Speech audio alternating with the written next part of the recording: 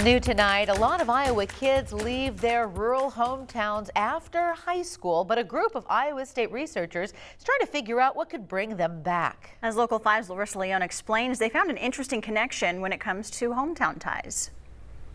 If you're from a small rural town, there are two leading options post-high school: attending college or staying in the town.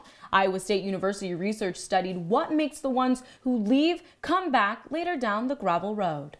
There's a focus on why people never return to rural communities and really paint rurality and rural areas as like outdated, closed-minded, stagnant.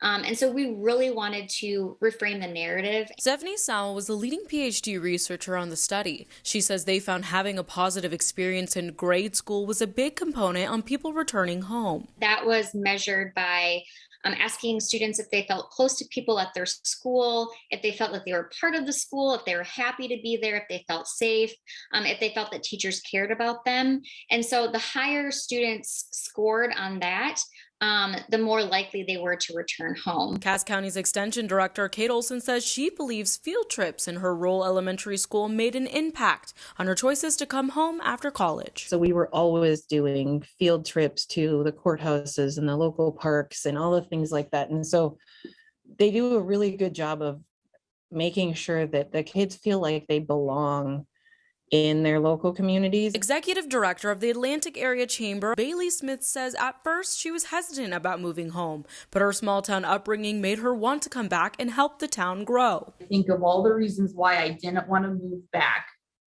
to my hometown. And then I sit and think of what I could do as an individual to make it better than when I left. Larissa Leone, Local 5 News, We Are Iowa. A lead researcher Stephanie Sowell says for future research projects, she'll compare trends in different times and parts of the communities to see how and why these communities developed. And more research will also improve policy in rural areas.